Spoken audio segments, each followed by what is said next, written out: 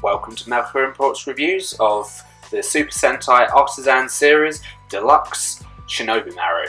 Now, as you can see, this is a very detailed box just here. Lovely little ninja logos over it. A great picture of ShinobiMaru on the front, and a whole load of text specs and text on the back. But mostly, we're focusing on that there. That's just a great picture of the actual Zord in the show, and trust me, the figure does not do anything which the Zord in the show does not. Here we have, out of the box, ShinobiMaru.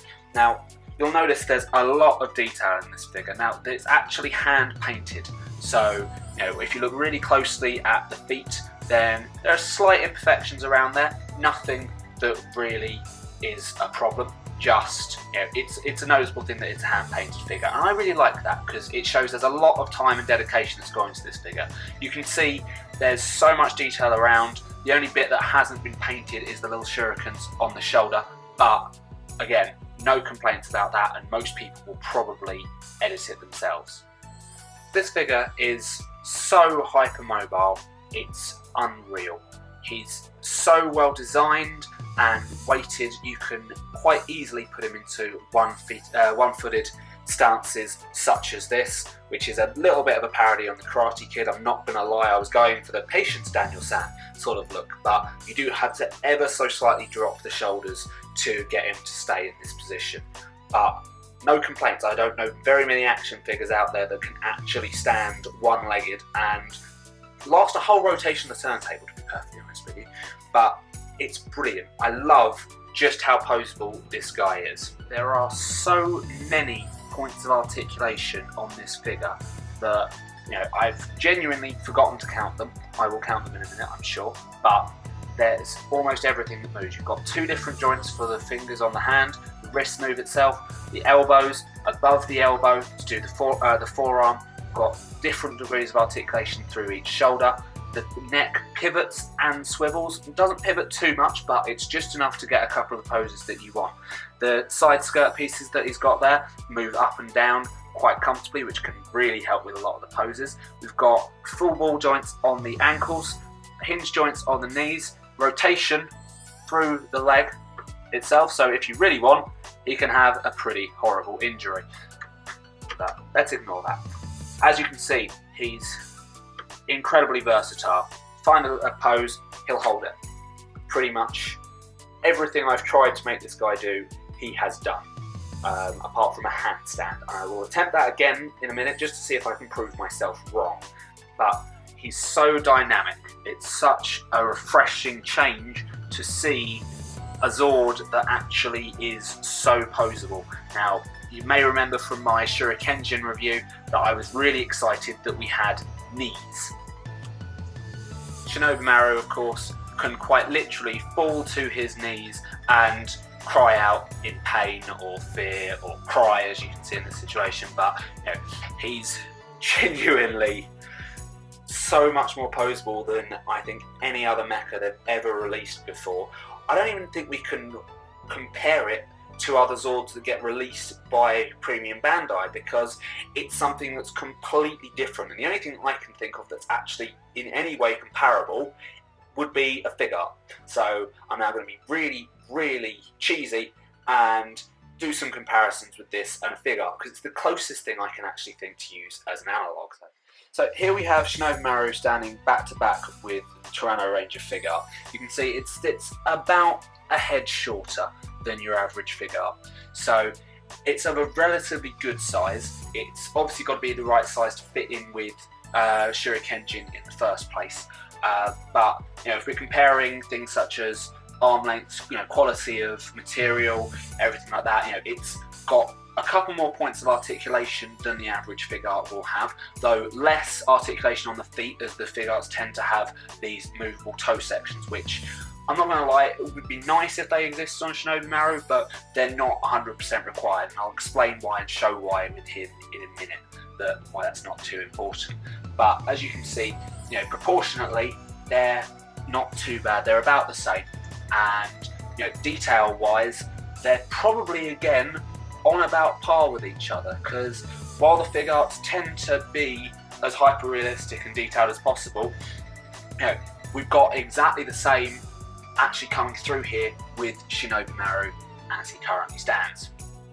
Now, one big perk of the fact that you can almost position this guy anyway is he can sit on practically any other Zord you have. So I've got to say, in terms of fun, this guy has got so much more going for him than most other mechs that we can find. There's so many little funny things you can do with him. I'm genuinely considering the idea of making an actual saddle and bridle for my Gabutira from Kyoryuja, just so that this guy can ride on the back of him properly.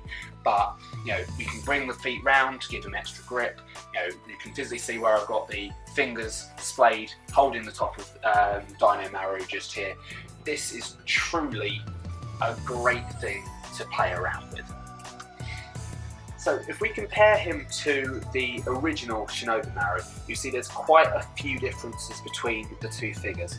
The heads are completely different sizes. This one's a lot bigger, a lot more detailed, whereas this one is quite small, has much less rotation available on it.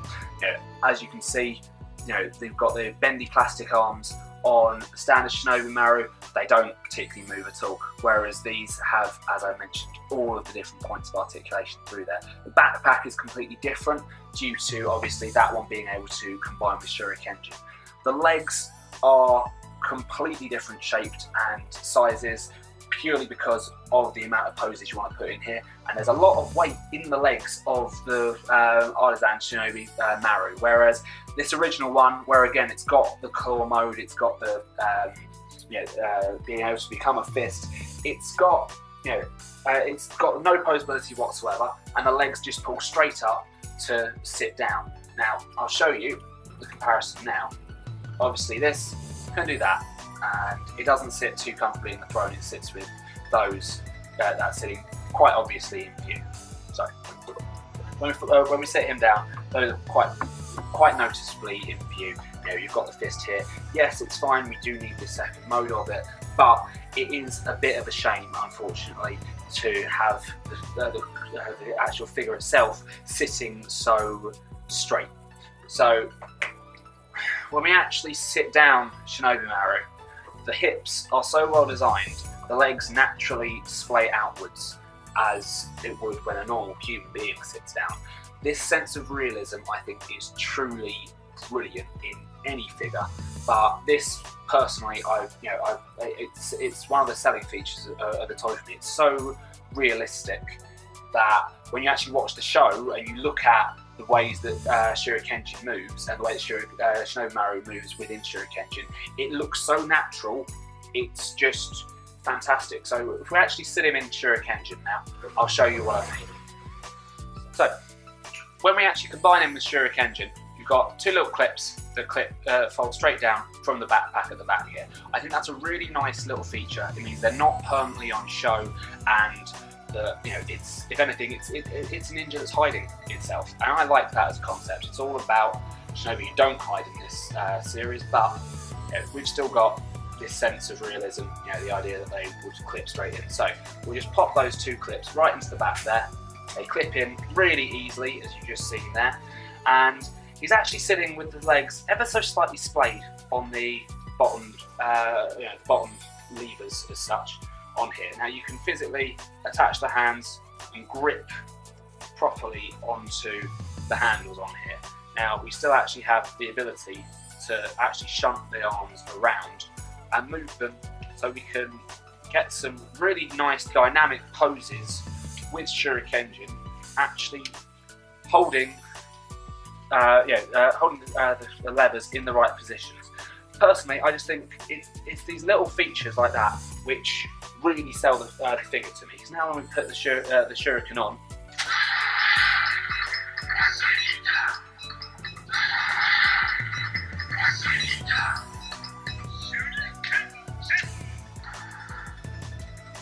we've got this little sense of realism here, and I just like the idea that, you know, if you're a big fan of the show, you'll know it's very common for just the middle of a fight, this to just fold straight off, and then ShinobiMaru just literally leaps out, and you can see that he could quite easily just jump from here and straight out into battle, do whatever he likes.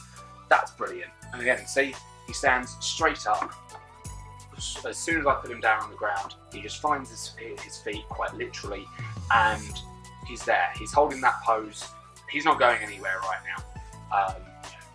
Every part of this figure is designed perfectly well.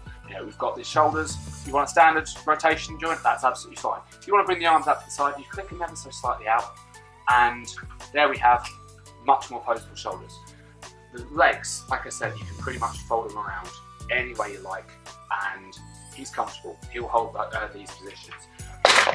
Unlike Shurikenjin, which falls over at the slightest touch. Let's just move that out of the way, because I'm just making it of myself.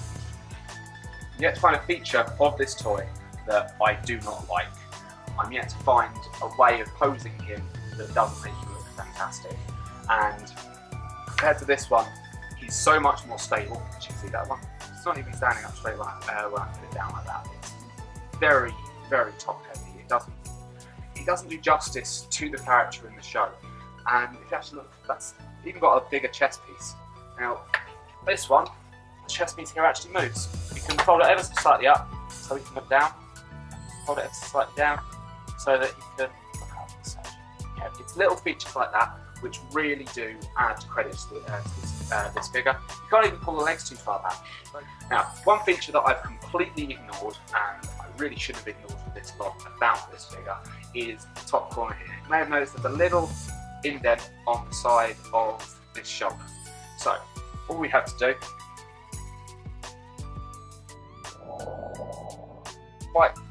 shoot that out apparently as myself. It has gone somewhere on the floor and I will have to find it in a minute, otherwise I steal a lot of money. And I shall add in this. Now this is very tiny, so I will zoom in. You can see he's crouching down on the side there with a really tiny little Ichibantu into the hand. It's almost a shame that this hasn't been painted, but it's such a tiny little piece that honestly I would not want to hand paint it myself. If someone wants to take mine away from me and hand paint it for me and give it back to me, that would be absolutely lovely. Please contact me via the Mecha Imports actual page. But I just really like that they decided to add this in as an extra feature of the figure.